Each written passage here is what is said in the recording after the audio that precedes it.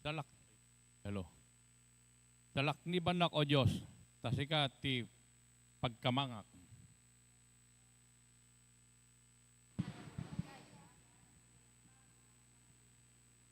Nagimbag din, dagiti mapagtalkan, o katataw iti apo. Pagragsakak, unay, iti panakakadwak, kadakawada. Dagiti agkamang kay ti sabala Dios paadwan dalaang ti parikot da. Diak to kumuyog dagiti panaggidaton da. Wanog dagdayaw kay ti di Diosenda.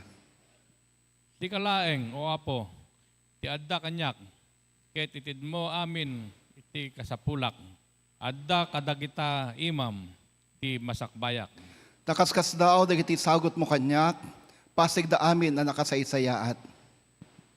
Idaydayaw ko ti apo, ta idaldalan nak, iti rabii, patigmaanan nak, ti konsensyak.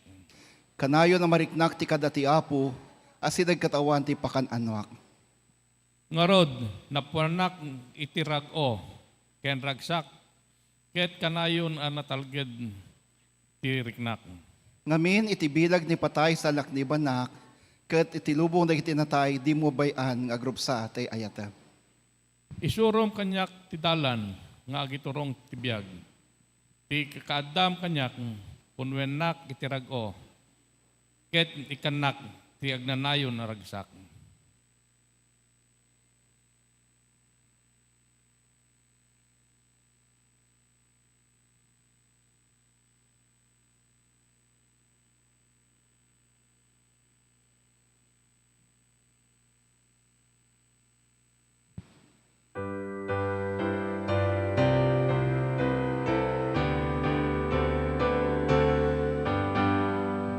O tatao makipagkanta kay itangan daw, naglorya larit nga to, nagbaligi ken patay. Amin naglikmut kadatay, ket mapapapintas da. Tao tagbiag kas ken kuana, madaan tital na. Ragsaka di agpatingga, gloria maipakita. Kinasanto dagiti puspuso, tarigagayam. Diyos nagkari ket natungpal, ken na po Hesu Kristo. Pusoan na pakumbaba, makipagyan ken Ama. Agnanayon na biyaga po, isutin supapak mo. Kalpasan na sika, nagbiag natay nagungar. Amin nagiti pamatim, amin na pabileg da. Salmista ken nagiti propeta, nagnaydayaw da. Biag nga agnanayon no Dios, ragsaka di agrasat. Nagupamina sa santos, sombre kadita tronong. Amuenda amin nasika, Dios iti agnanayon. Imbaon mo ti anak mo, dito'y lupong mangisfal.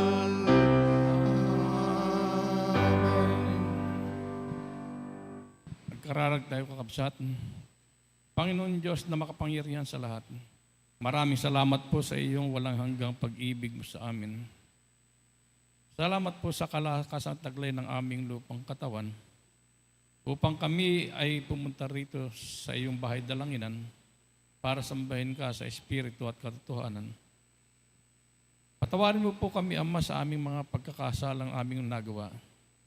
Pangunahan po kami sa aming pananambahan, lalo-lalo na po ang aming pastor na magdadala ng iyong mga banal na salita. Matibus mo po sa amin ang mayaman mong pagpapala.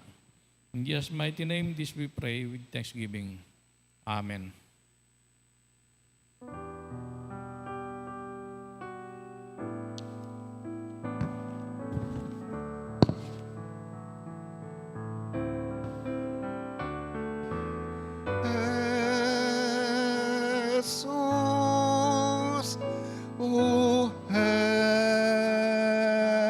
Jesus. Dan gamdawat mi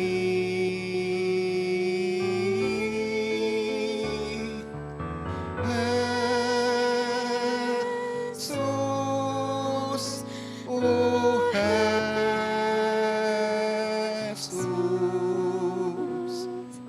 dan gamdawat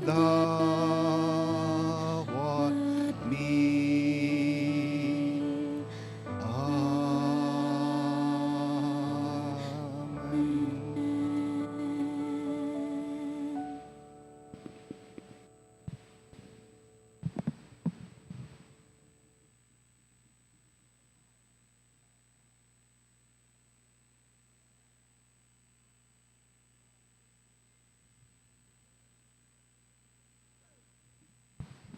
Good morning! O, asan na yung iba nating kasama?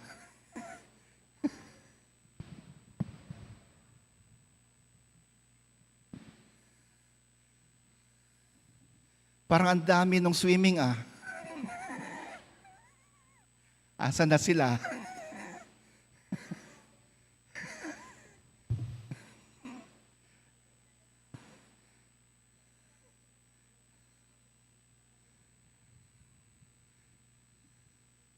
Magandang umaga po sa ating lahat. Welcome po sa Ilocano Worship ng Nax United Methodist Church. Mga kapatid, nasa pangalawang linggo po tayo ng muling pagkabuhay or second Sunday of Easter. At patuloy tayong magmuni-muni sa mensahe ng muling pagkabuhay ng ating Panginoon. Yun nga lang, parang di pa nabubuhay yung iba.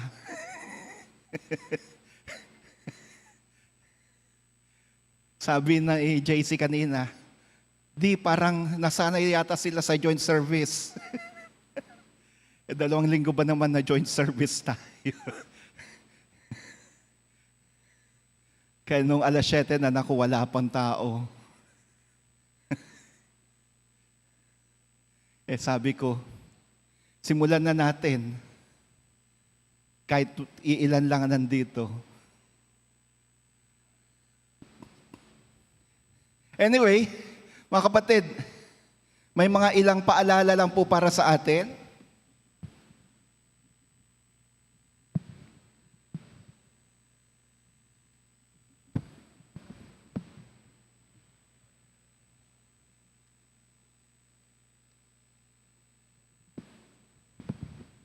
Tunghayan po natin ang ating Nax Herald. Mamayang hapon po, 1:30 ng hapon, pagkatapos po ng Sunday School, ang ating Intercessors Enabling Session.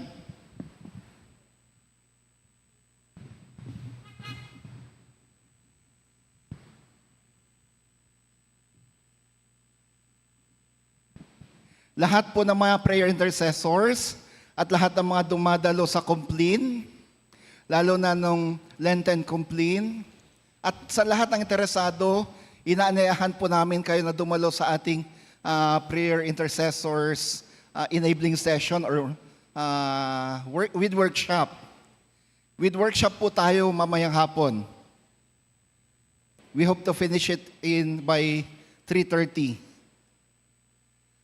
Yung enabling session with workshop ay inurasan ko, 1 oras lang yon.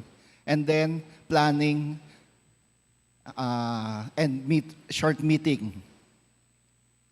Pangalawa,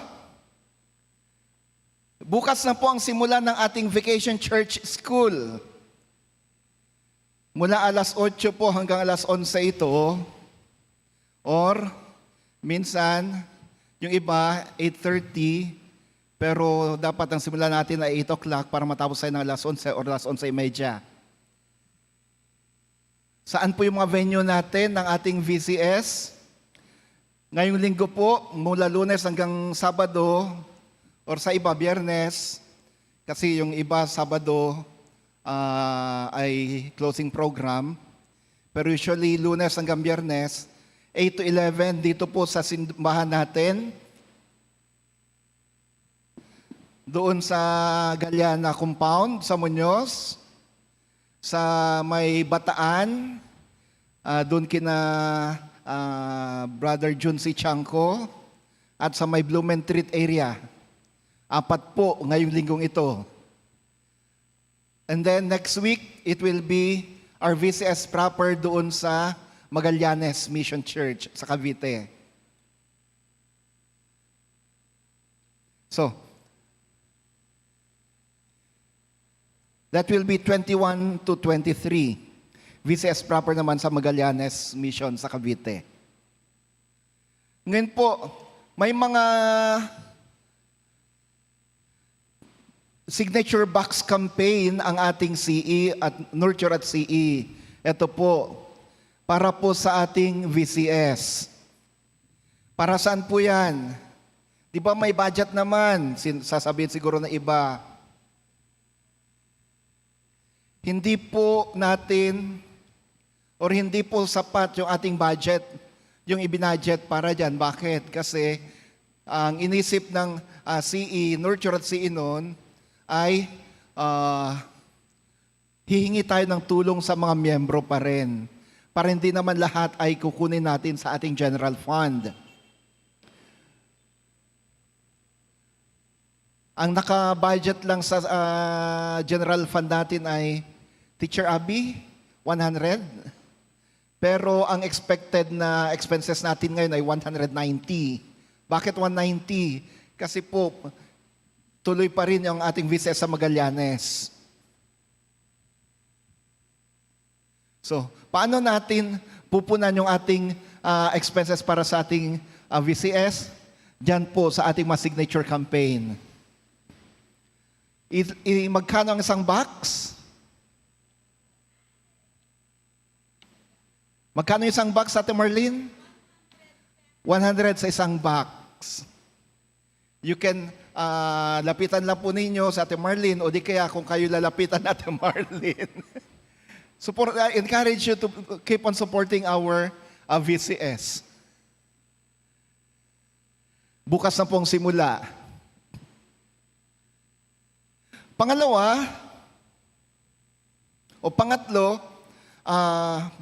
sa Martes, 14 at 28, 2 Martes po yan naman po yung ating loading. 3:00 naman po yan ng hapon.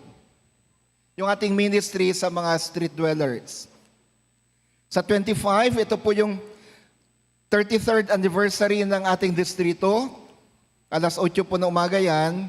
Gaganapin naman po dito sa ating simbahan. And sa 27, 28, 29, ito po yung District Workers Retreat sa Bulacan po.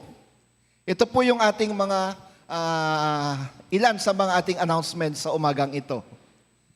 Batiin natin yung mga nagdiriwang ng kalangkarawan sa linggong ito. Alam ko may ibang taga Ilocano dito eh. Kaya lang di ko mabasa. We have Justin May Antonio, si Tintin, wala sila. Chelsea Drilon, Zara May Mejia, Christian Karen Anakan, Carl Vincent Janco, Dante Santos, Colonel Felix Velasquez, Raymond Landingin, Mark Joseph Tungpalan, Janine Beatriz Garduque, Angela Cortez, Cynthia Mejia, Rain Justin Litana, Dr. Valerie Garduque, Maria Micaela Katabay, Esther Penetrante, RD Agbalo. Andiyan na ba sa RD? Wala pa.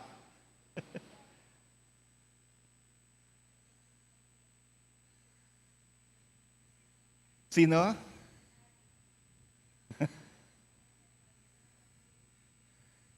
Sino pa po ang mga nagdiriwang ng kalang birthday ngayon? Ngayong linggong ito. Wedding anniversary.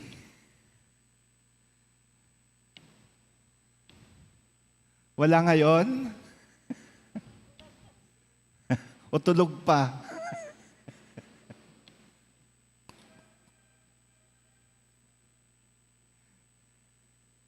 Sige. Kung wala po, asan din yung mga bata natin?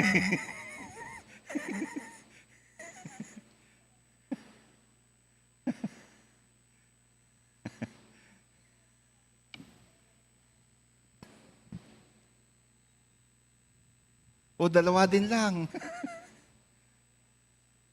Pangatlo si Dalar.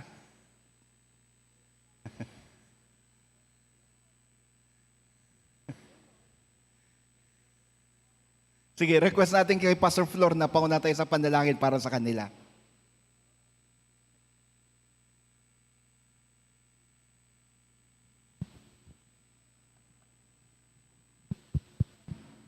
Sige, taas po natin ang ating kamay para sa kanila. Diyos ng buhay, Diyos naming mapagmahal, sa inyong harapan, Panginoon, kasama namin ang mga batang ito sa iglesyang ito, O Diyos. Patuloy na nagpapasalamat kami sa kanilang buhay, sa pagtawag niyo po sa kanila sa araw na ito, maging ang mga kasamahan nilang hindi namin kasama sa espasyong ito, Panginoon. Patuloy na idinadalangin at itinataas namin sila sa inyong harapan. Pagpalain niyo po, Panginoon, dalangin namin ang mga batang ito sa kanilang pang-araw-araw na buhay, maging, Panginoon, sa nalalapit na VCS nila, O Diyos. Turuan niyo po sila at pangunahan, gamitin niyo po kami, gamitin niyo po ang iglesyang ito upang mahubog sila ayon sa iyong kagustuhan, ayon sa iyong kalooban. Sa pangalan ni Jesus, na aming Panginoon. Amen.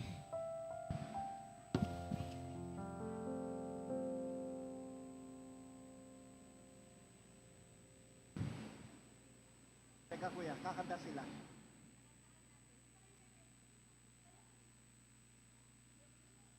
My birthday?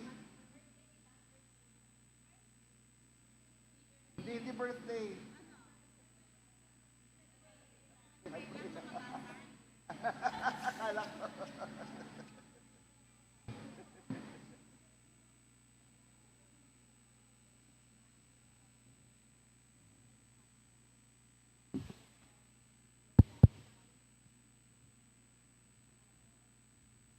Atin pong buksan ang ating mga Biblia sa Gawa, Kapitulo 4, versikulo 32 hanggang 35 at ganito po ang mababasa. Nagkaisa ang damdamit isipan ng lahat ng sumasampalataya at di tinuturing ni numan ang nasarili niya ang kanyang ari-arian, kundi para sa lahat. Ang mga apostol ay patuloy na gumagawa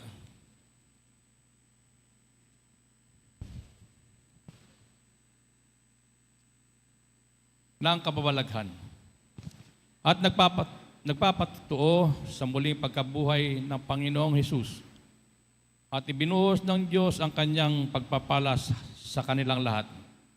Walang nagdarahop sa kanila sapagkat ipinagbibili nila ang kanilang lupa at bahay. At ang pinagbilhan ay binibigay sa mga apostol. Pinamamahagi naman ito ayon sa pangangailangan ng iba. Gayon ang ginawa ni Jose, isang libitang taga Chipre. Kaya't Bernabe ang itinaguri sa kanya ng mga apostol. Ibig sabihin, matulungin. Ipinagbili niya ang kanyang bukid at ibinigay sa mga apostol ang pinagbilhan. Isao ti Apo. Agyaman tayo ti Diyos.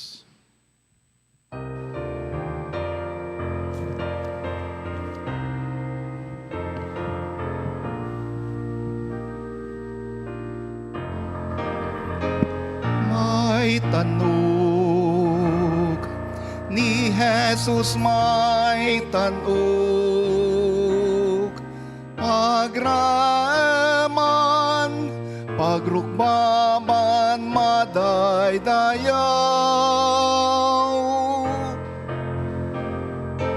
May tanog, agari agturay, joy trono na dayaw na intay kanta. May tagay Di kangatuan ni Jesus, umay kay dayawan tay Kristo ngari.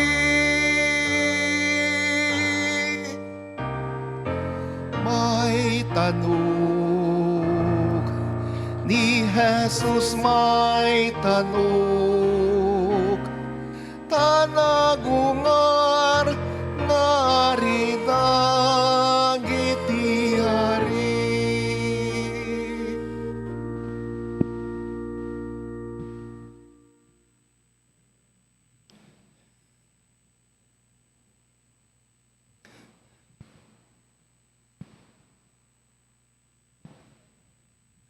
Ang pagbasa mula sa Ebanghelyo ayon kay San Juan.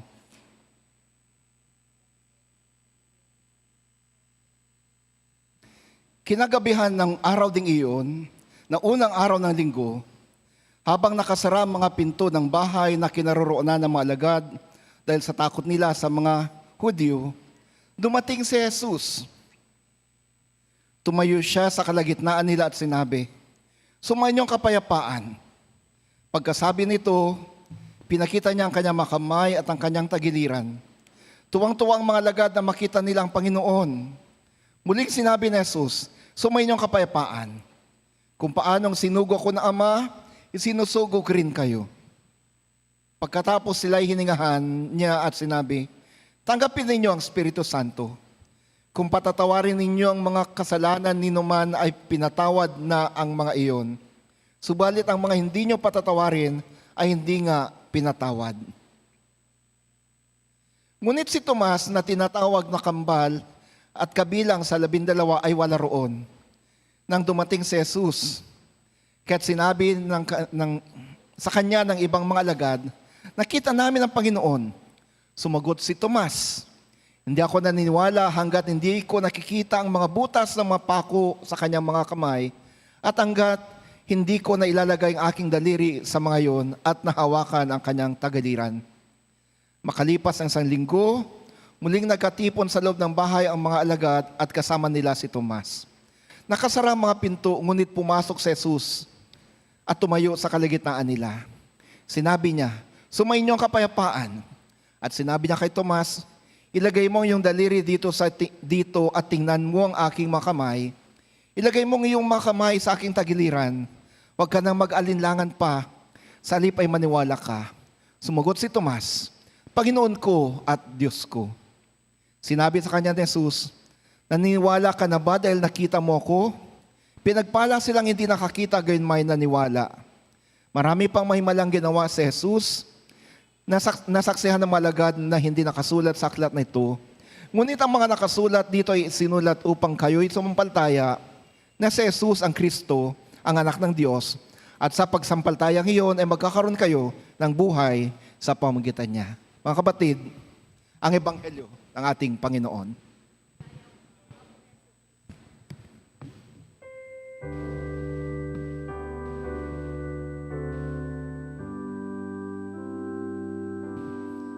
Ni Jesus ti Apo, nagungar ket isu ti Apo tayo. Amin nagruknoy amang ipudno ni Jesus ti Apo. Ni Jesus ti Apo, nagungar ket isu ti Apo tayo. Amin nagruknoy amang ipudno ni Jesus ti Apo.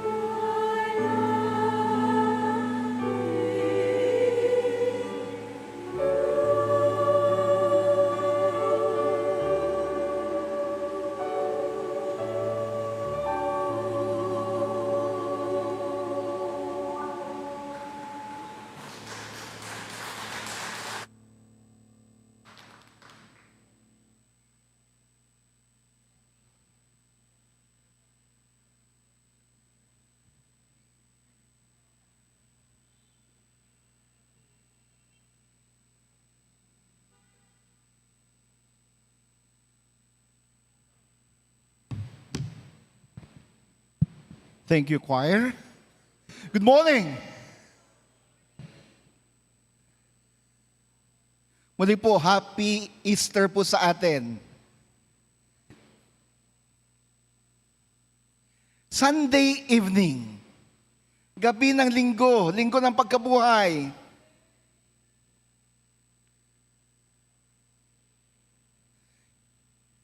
Sa umaga,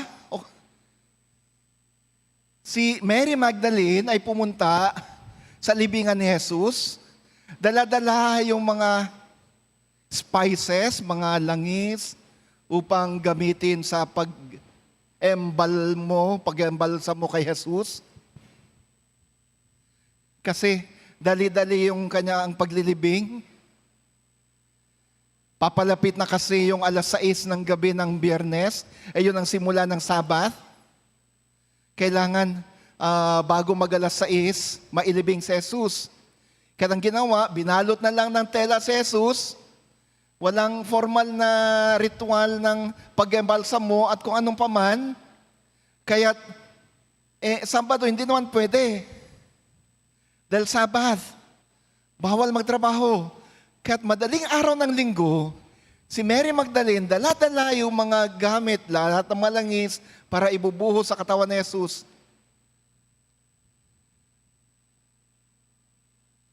Pumunta sa libingan. Nung nakarating siya sa libingan, yung ebanghelyo ayon kay San Juan ay napakalinaw.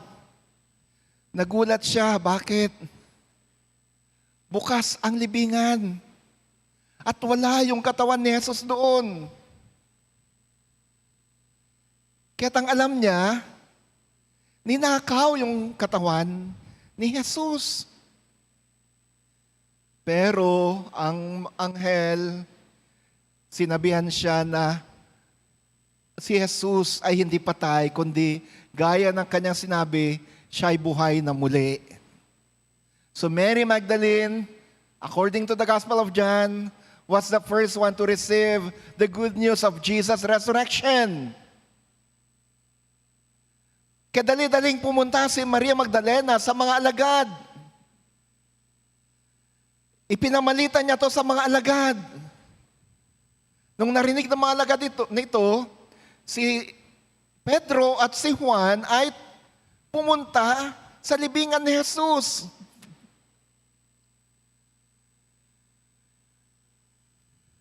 Nung pumunta sila, nagkarerahan pa. Patakbo. Subalit si Pedro, porket medyo matanda na, at si Juan, bata, di syempre, mas mabilis ang takbo ni Juan. Nauna siyang nakarating sa libingan. Pero yung ebanghelyo ayon kay San Juan, sabi, bagamat si Juan ang unang nakarating sa libingan, hindi siya pumasok sa loob.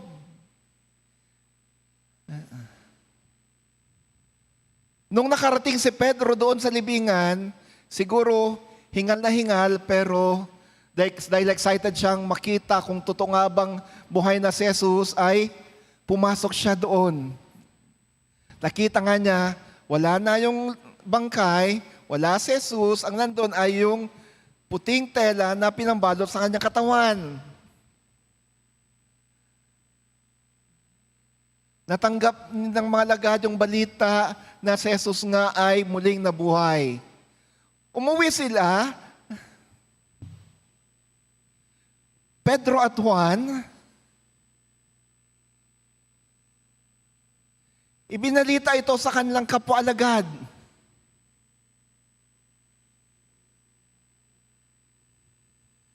Naiwan, sino? Si Maria Magdalena. Sinabi ng anghel, wala ang katawan ni Jesus. Buhay na nga siya Kaya lang ayaw maniwala ni Maria Magdalena. Ang alam niya, ninakaw yung katawan ni Jesus. Siya'y nasa hardin.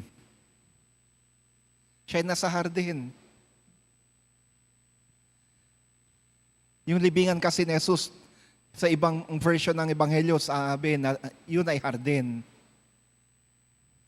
Habang siya'y nasa garden, umiiyak. Umiiyak. Nang siya'y umiiyak, punong-puno ng luha ang kanyang mga mata,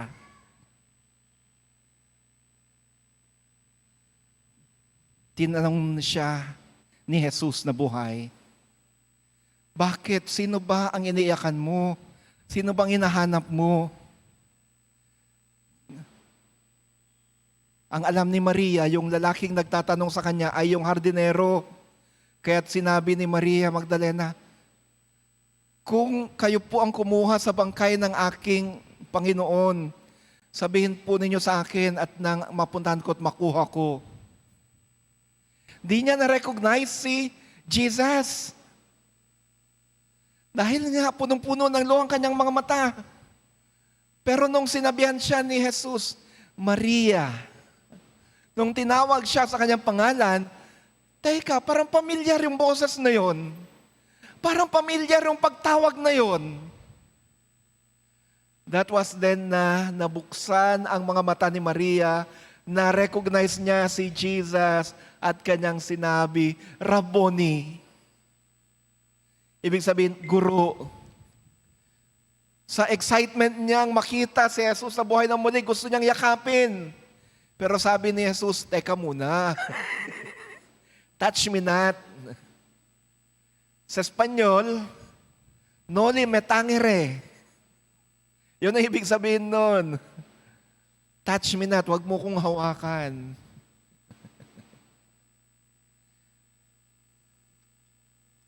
Di pa ako nakakapunta sa aking ama, na iyong ama.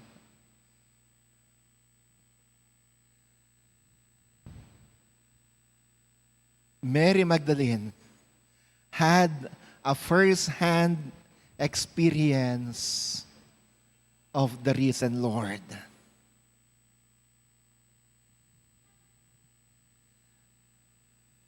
Kinagabihan, yung mga alagad naman, 10. Bakit 10? 12 yun. Siyempre, si Judas, nagbigti na. Patay na. Tapos may isang pala-absent. Yung mga pala-absent dyan.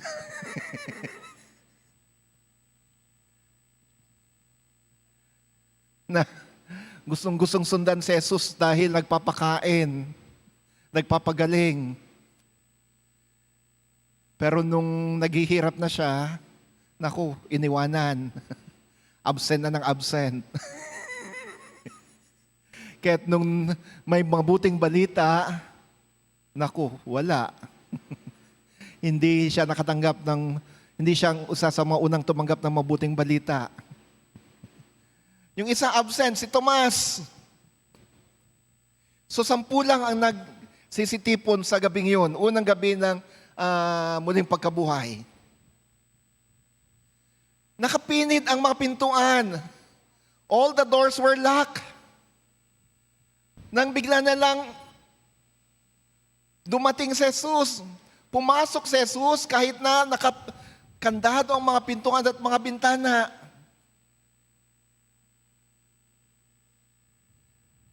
At kanyang sinabi sa mga alagad, kapayapaan ang sumainyo, peace be with you.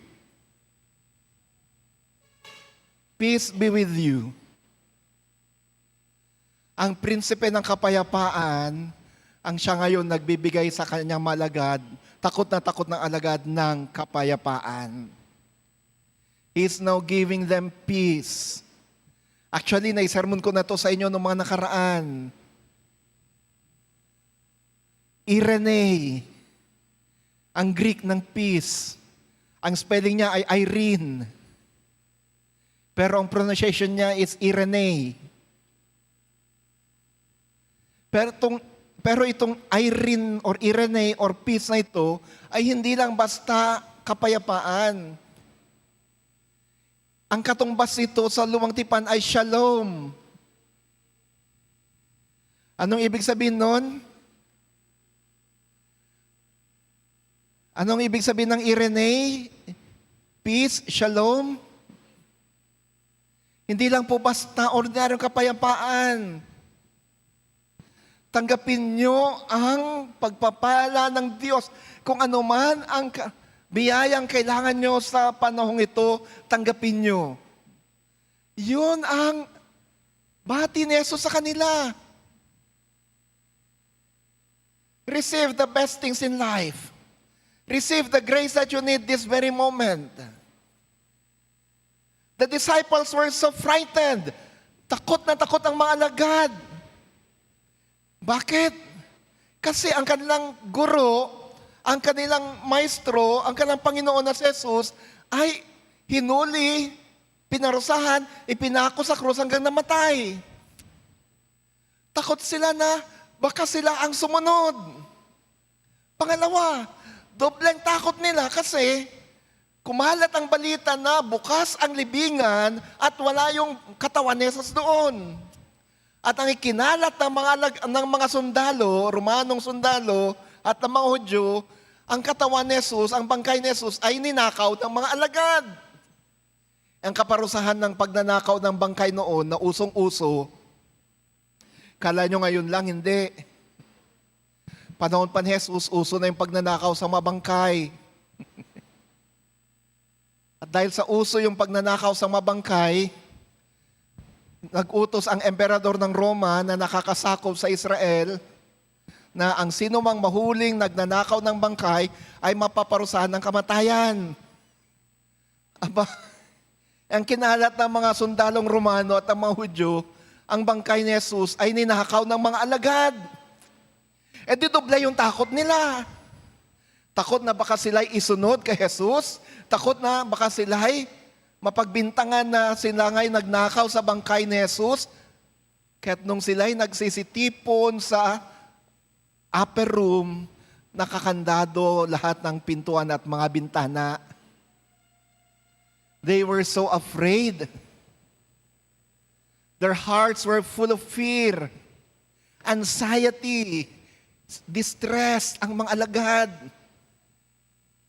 However, sa kalagitnaan ng kanilang takot, sa kalagitnaan ng kanilang pag-aalala, sa kalagitnaan ng kanilang pangamba na sila'y isunod kay Jesus, baka sila rin ang sunod na hulihin, parusahan at patayin. Ang buhay na Jesus, ang nabuhay na muli na Jesus ay nagpakita sa kalagitnaan nila at kanyang sinabi, tanggapin yung kapayapaan. Mawala nawa ang anumang takot, mawala nawa ang anumang anxiety, mawala nawa ang anumang stress, mawala nawa ang anumang pag-aalala mula sa iyong puso't isipan. Kung ano man ang biyaya na kailangan nyo ngayon, tanggapin nyo. Ito ang bahati ni Jesus sa kanila. And everything, fear, anxiety, stress, nawala nga. Friends, this is the good news of resurrection. This is the good news of the resurrection of Jesus. Dahil si Jesus ay buhay, at dahil siya'y kasama natin, Kanya tayong binibigyan or ibinibigay niya ngayon sa atin ang Kanyang kapayapaan. He is giving us His peace. Kanyang sinasabi sa ngayon, anumang mga pag-aalala ang meron ka, anumang takot ang meron ka, anumang problema ang meron ka, mawala nawa ang takot na yan, mawala nawa ang problema yan, mawala nawa ang pag-aalalang yan, dahil ako'y nandito. Dahil ako'y kasama mo. Ako'y buhay na buhay at kasama mo ko.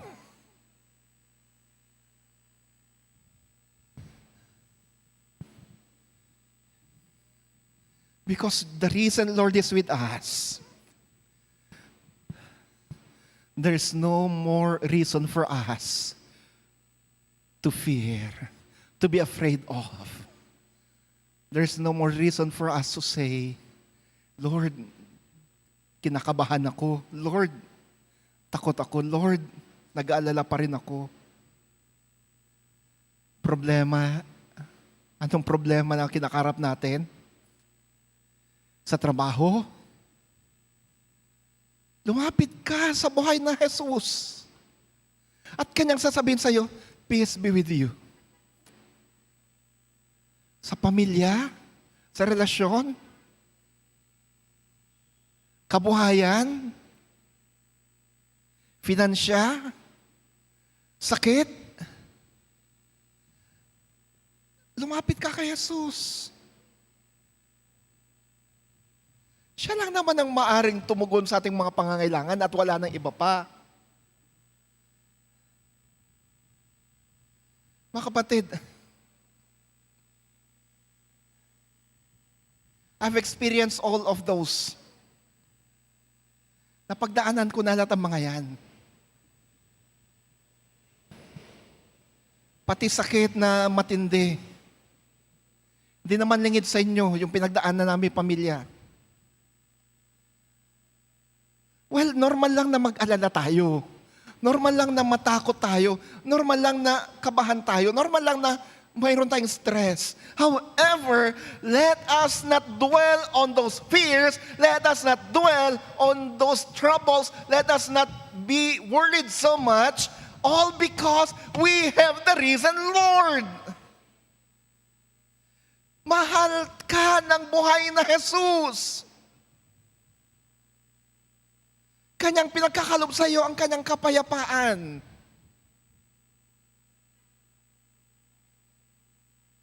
Ang problema kasi, di tayo lumapit sa Kanya eh. Di tayo lumalapit sa Kanya. Di tayo tumatawag sa Kanya.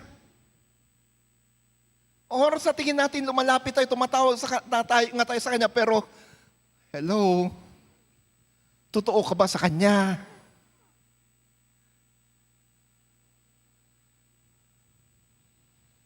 Nananalangin ka nga, pero ang puso mo hindi naman tapat sa Kanya.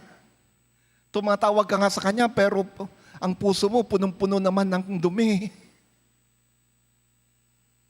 Punong-puno naman ng pride. Yan kasi, kakakain ng fried chicken. Fried egg, fried rice.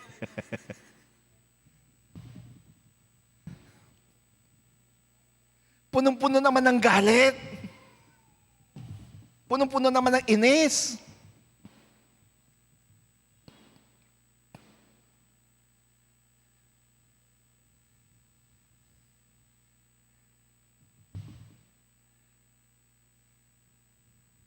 What would we expect?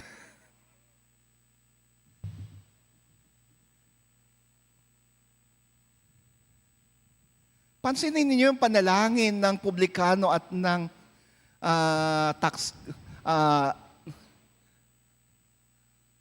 the prayer of the Pharisee and the tax collector. Anong panalangin ng Pariseo? Salamat po, Panginoon, dahil hindi ako kagaya nun, oh. Itong publikanong to. Hindi ako nagnanakaw. Hindi ako nangungupit. Hindi ako naniningil ng mas mataas kaysa kailangan. Ako'y nananalangin lagi. Ako'y masunurin sa'yo. Tuwing Sabado, ino-observe ko yung Sabat. Aba, punong-puno ng pride. Kayabangan yung kanyang puso. Mga kapatid, sa panalangin to, ha? When we pray, we're actually approaching the most holy presence of God. Compared to God, we're nothing. Our holiness is nothing compared to His holiness. Our righteousness is nothing compared to His righteousness. Wala tayong pwedeng ipagmalaki sa harapan ng Diyos. Pero yung Fariseyong ito, naku, nagmamalaki sa Panginoon. Kinukutya niya yung kasabay niyang nananalangin na publikano. Samantalang yung publikano na hindi nga maitaas ang kanyang ulo.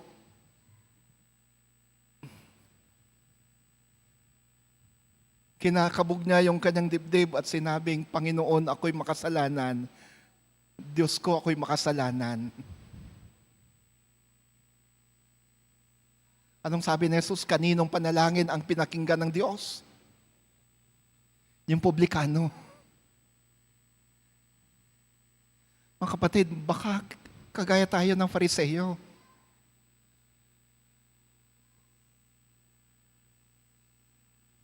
Let us beware. Sabi ko kanina, dapat lumapit tayo sa Panginoon.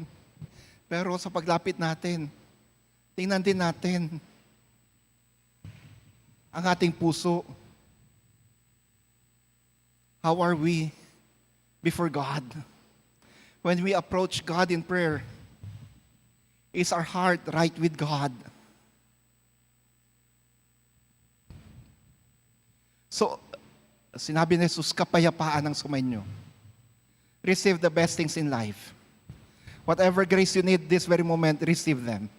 Ang kailangan ng malagad ay tapang. Mawala yung pag-aalala, yung takot. And Jesus gave them that. Hindi lang yun. Ilang beses sinabi ni Jesus yun? Nung unang gabi, na nagpakita siya, 2 beses. He greeted them to peace twice. Absent. Sabi ko absent si Thomas noon. Following week, sunod na linggo, gabi ulit ang linggo, nandun ulit yung mga alagad. This time, wala nang absent. Uy, perfect attendance. Andun na si Tomas. Ngayon, habang nagkukwento yung mga alagad, yung 10, sinabihan nila si Tomas, nakita namin ang Panginoon. Buhay siya. Si Tomas na absent. Pala absent. Ayoko maniwala hanggat di ko siya nakikita. Hanggat di ko na ilalagay aking daliri sa kanyang kamay na pinagpakuan. Hanggat di ko nakakapa yung kanyang tagiliran na may sugat. Di ako maniniwala. Ni Tomas, jakpati jakita. To see is to believe. Habang sinasabi yun ni Tomas sa kanila, lo and behold, nandyan ulit si Jesus. Behind locked doors and locked windows, the risen Lord appeared to them and greeted them once more, peace be with you. Ilang beses na? 3. 2 nung una, 1 nung pangalawa. Alam pa rin ni Jesus na totally, hindi pa rin nawala yung kanilang pag-aalala, yung kanilang takot.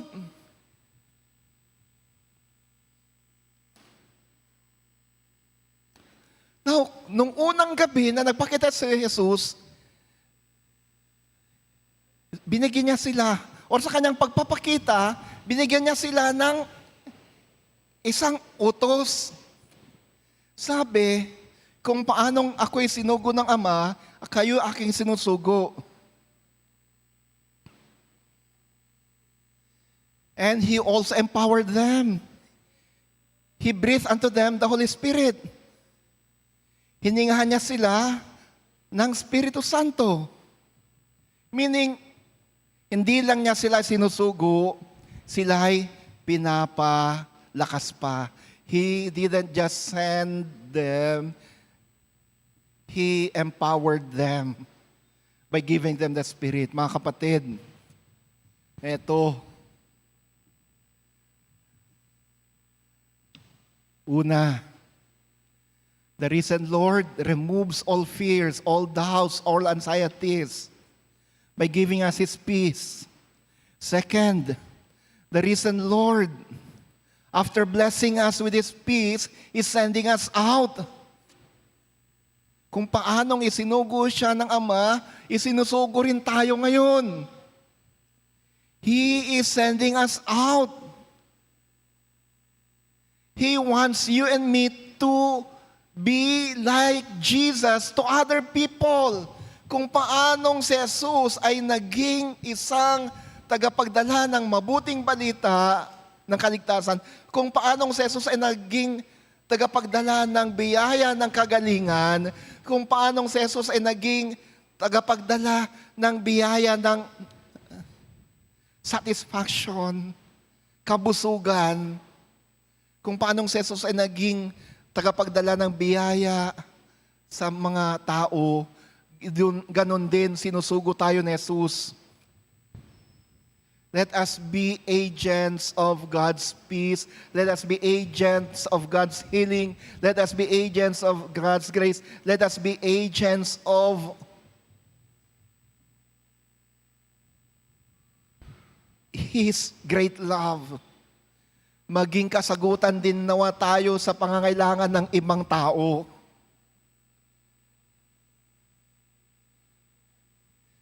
Just as the Father sent me, sabi ni Jesus, and so I am sending you. Friends, after giving us His peace, after blessing us, He is sending us. Pero hindi lang niya tayo isinusugo. Hindi niya tayo pababayaan. Anong sabi niya? Receive the Spirit. He is empowering us. He is telling us, you will never be alone. I will always be with you through the presence of the Holy Spirit. You will be empowered. Anong sabi ni Jesus bago siya hinuli? I will be asking the Father to send you the Spirit to remind you everything that I taught you. Hihilingin ko sa Ama na ipagkaloob sa inyo ang Espiritu Santo upang ipaalala sa inyo lahat ng tinuro ko sa inyo. So, lahat ng pangangailangan natin nandyan na. Yung takot natin, wala na. Isinusugo ngayon tayo. Tapos sabi pa niya, huwag kayong mag-alala. Lahat ng mga itinuro ko sa inyo ay ipapaalala sa inyo ng Espiritu Santo. The Holy Spirit will empower you. Complete package ang binibigay sa atin ni Jesus. Complete package ang binibigay sa atin ni Jesus.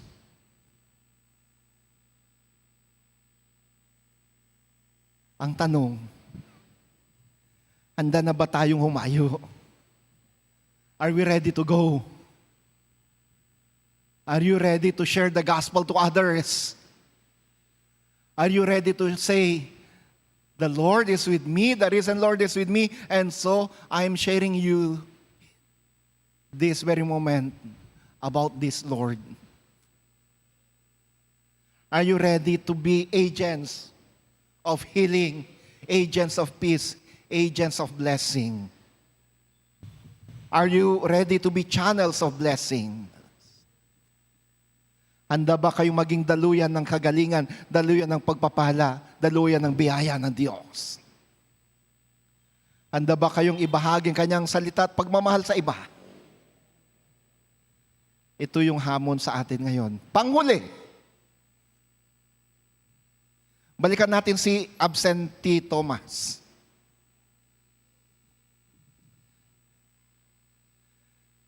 Nung nagpakita muli si Jesus at binati niya ulit sila ng kapayapaan, kinausap niya si Tomas. Di ko lang alam kung ano yung tsura ni Tomas nung nagpakita si Jesus sa kanila. Kasi kasasabi lang niya, maniwala ko sa inyo. Kwento lang yan, gawa-gawa nyo lang yan. Hindi ako maniniwala hanggat di ko siya nakikita. Sige nga, pakita nyo sa Jesus sa akin. Maaring gano'n ang sabi niya, pero bigla na lang nagpakita si Jesus. Di ko lang alam kung anong itsura niya, anong reaksyon niya nung nakita niya si Jesus. Sabi ni Jesus, Tomas, halika. Ilagay mo yung daliri sa aking mga palad, kapain mo yung aking sugat. Ilagay mo yung kamay sa aking tagiliran, kapain mo aking sugat, upang ikay maniwala. Si Tomas, nung nakita niya si Jesus, hindi na niya kinailangan pang kapain ang mga sugat ng Panginoon. Bagkus ang teksto, sabi siya'y lumuhod. Ano ibig sabihin ng kanyang pagluhod? Siya'y sumamba kay Jesus. The Greek word used here was proskuneo. Meaning, he worshiped Jesus. Sinamba niya si Jesus gaya ng pagsamba sa Diyos. At kanyang sinabi kay Jesus, Panginoon ko at Diyos ko, my Lord and my God. Ang sabi ni Jesus, naniwala ka ba dahil ako'y iyong nakita? Mapalad ang mga naniwala kahit na hindi ako nakita. Mga kapatid, pansinin natin yung kwentong ito. Thomas, upon having an encounter with the risen Lord, worshiped Jesus and declared the greatest profession of faith. The doubting Thomas, upon encountering the risen Lord, worshiped Jesus and declared the greatest profession of faith that Jesus is Lord and God. Mga kapatid, that is the proper response. Yan ang pinakaakmang tugon kapag na-encounter natin ang buhay na Panginoon. Worship, pagsamba, at pagkilala kay Jesus na siya ang nag-isa at tunay na Panginoon at Diyos. Worship accompanied by the greatest profession of faith that Jesus is Lord and God. A true person who has an encounter with the risen Lord worships Jesus.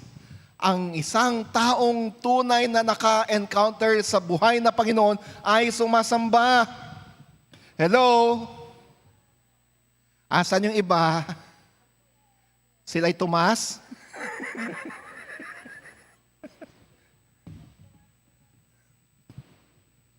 Siguro mahilig silang gumamit ng Mang Tomas. Mga kapatid, eto ang utos sa atin ngayon ng Panginoon. Sabihan natin yung mga Tomas sa atin. Sabihan natin yung mga absent.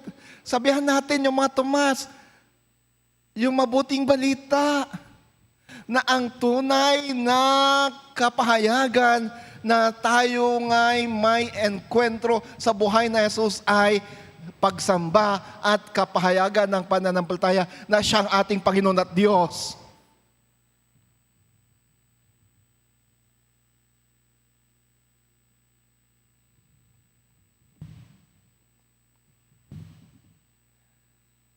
Well, side note, hindi naman masamang magduda. Yung pagdududa ni Tomas, hindi naman masama yun eh. Proving one's faith is not wrong. It's not a sin.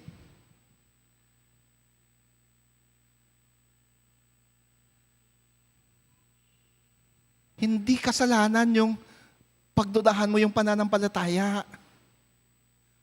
Ang masama ay yung manatili kang nagdududa kahit na nakita mo na yung katotohanan.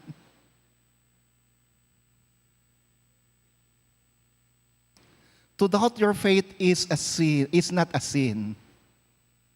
However, to keep on doubting on your faith, even if you have already proven it, is a sin. Hindi masama ang pagdududa or pagduda ng pananampalataya. Ang masama ay yung manatili kang nagdududa kahit na napatunayan mo na mali yung pagdududa.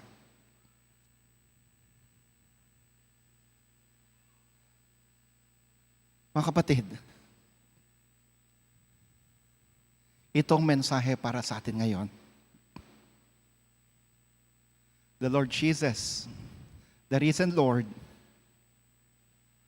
is telling us, peace be with you. Pangalawa, He's giving us the Spirit. He's empowering us. Pangatlo, He is sending us. He is sending us.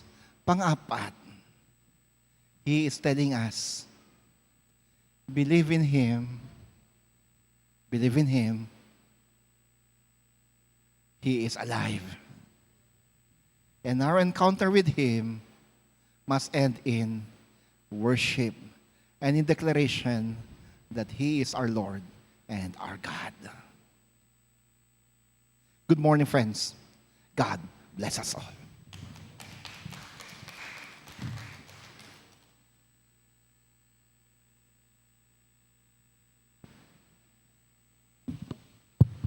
Salamat po, Pastor, sa mayamang mensahe.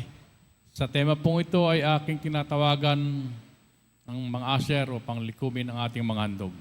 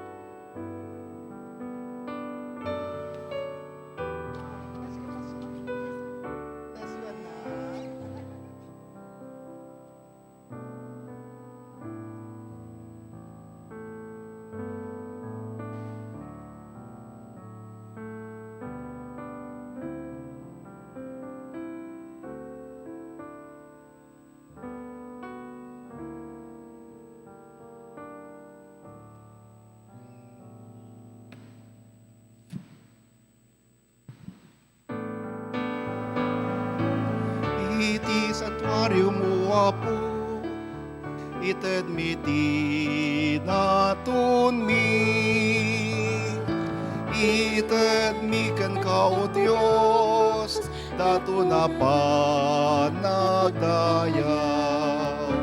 Wani pa ay mi kan ka, datu na napnuan panagyaman. Wani pa ay mi kan ka, datu na napnuan ragsak. Sumango kami, O Diyos, iti daytoy nga kanito, bitbit, dagitoy nga sagot, kaloob, Panginoon, pasasalamat, sapagkat kayo ang aming Diyos na buhay, ang aming tagapagligtas. Sa aming paglapit, dala namin ang pasasalamat ng inyong biyaya, biyaya ng kapayapaan na inyong ipinagkaloob sa amin. Ang hininga, Panginoon, ng banal na diwa, ganun din, Panginoon, ang inyong pagtugon sa bawat araw naming pangangailangan. Tanggapin niyo po ang mga bagay na ito. Pagpalain, Panginoon, ang bawat isa sa amin. Pagpalain ang mga ito't magamit, Panginoon, para sa iyong kapupuri. Sa pangalan ni Jesus, Amen.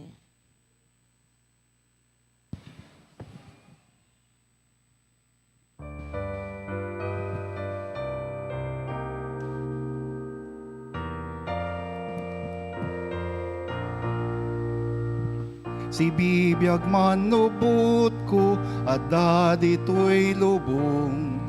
Amok si bibiyag pudno, di man patsyeng tao. Nasiti man na mangagkutimag na. No Diyos ti masapul ko at dalata. Nagbiag ni Kristo si bibiyag, kapag nanakasaunak na ilet dalan tibiyag. Nagbiag sa lakanitad na, sa lutsudem kanya kamuk. Nagbiag dito'y pusok. ita kayat na napay pusok mabanog jak pulo sa glimdo amo kidaldalan lumasat ti bagyo aldaw pa nagparang na asidagan nabiyag hagbiyag ni Kristo si bibiyag kapag nanakasaunak nailet dalan tibiyag nabiyag hagbiyag sa lakanitad na sa lutsudam kanya kamog hagbiyag dito'y puso.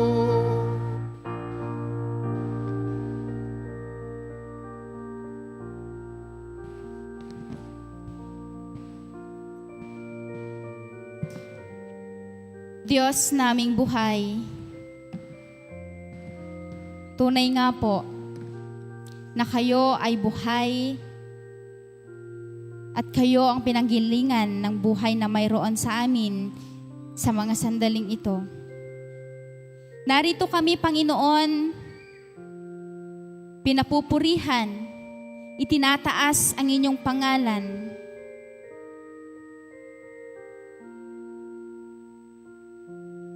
Ito ang aming tugon. Ito ang aming alay sa sandaling ito. Patuloy, O Diyos, na nagpapasalamat kami at muli ay ipinarinig mo sa amin ang iyong mensahe sa pamamagitan ng aming pastor. Ang mensaheng nagdadala ng mabuting balita, O Diyos, na sa gitna ng aming buhay, maraming pagkalito, maraming pagdududa, O Diyos. Sa aming pamumuhay, Panginoon, hindi namin maiwasan ang mag-worry. Ngunit, minsan pa, ipinapakita niyo po sa amin ang inyong kapangyarihan. Pinapakita at ipinapaalam niyo po sa amin na si Jesucristo, na aming tagapagligtas, ay ang prinsipe ng kapayapaan, Panginoon. At salamat dahil sa salitang ito, Panginoon, magkakaroon kami ng kapanatagan, magkakaroon kami ng pananampalataya, magkakaroon kami, Panginoon, ng pagtitiwala na kayo na aming Diyos ay may kapayapaan at sa amin ay inyong ibinibigay. Sa sandaling ito, Panginoon, narito ang inyong mga anak. Sila na nakaluhod sa inyong harapan. Sila na nakaupo sa kanilang mga upuan at nakayuko ang kanilang mga ulo. Sila na aming kasama maging sa online, Panginoon. Sama-samang nananalangin. Bawat isa, Panginoon, ay may kanya-kanyang idinudulog. Ang mga bibig nila, Panginoon, ay gumagalaw, nangungusap sa inyong harapan. Dalangin namin, pakinggan niyo po ang dalangin ng inyong anak. Pakinggan niyo po ang dalangin ng bawat isa. Kagaya po ng kapayapaang ipinagkaloob niyo, alam namin, Panginoon, nakakatagpuin niyo ang bawat isa sa amin. Katatagpuin niyo ang mga bagay na ipinapanalangin ng bawat isa sa sandaling ito, O Diyos. Ganon din, gamitin niyo po kami na maging daluyan ng pagpapalang ito tungo sa aming kapwa, tungo sa community na ito, tungo, Panginoon, sa mga community na kinabibilhangan namin, tungo sa bansang ito, maging, Panginoon, sa buong mundo. Linisin niyo po kami. Patawarin niyo po kami. Tulungan niyo po kami, Panginoon, ng mga pagdududa namin ay maging pananampalataya. Magpapalakas pa sa aming pananampalataya. Tulungan niyo kaming maging tumas O Diyos, maging tumas na siya, Panginoon, ay ipinahayag ang kanyang pananampalataya nagsasabing, My Lord and my God. Na sa gitna, Panginoon, ng buhay namin sa mundong ito, tulungan niyo po kami na sa bawat araw, na sa bawat anong mangyari sa aming buhay, mananatiling ang aming ipapahayag ay kayo ang aming Diyos. Kayo ang aming Panginoon. Lord, pinagkakatiwala po namin ang hinaing ng bawat isa, ang buhay namin, Panginoon. Kayo nga ang aming buhay na Diyos. Kaya sa sandaling ito, Panginoon, sa inyong papuri, sa inyong kapurihan, at magpakailanman, Panginoon. Ito ang aming dalangin sa pangalan ni Jesus, na Panginoon namin, tagapagligtas namin, buhay, Panginoon. Amen and amen.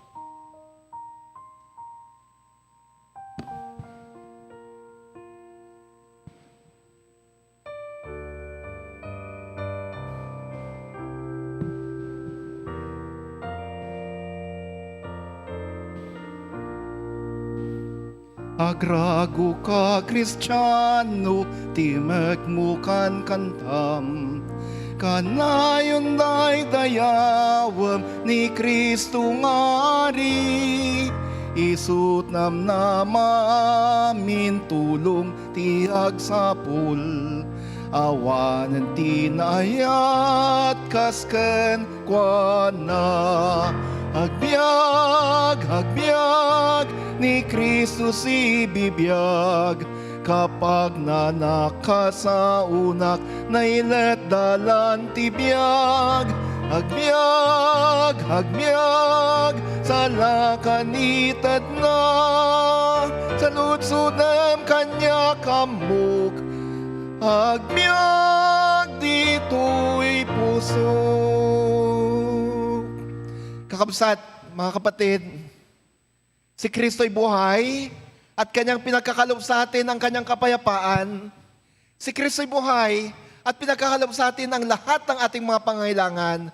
Si Kristo'y buhay at kanya tayong pinupuno ng banal na diwa. Kanya tayong pinapalakas, pinapatibay. Si Kristo'y buhay at kanya tayong sinusugo ngayon upang maging daluyan ng kagalingan at pagpapala. Humayo kayo. At sa inyong paghayo, tanggapin niyong pagpapala, kapayapaan, kagalingan, na nanggagaling sa ating Diyos, Ama, Anak at Espiritu Santo. Tanggapin niyo to at kayo magpasalamat. Amen at amen.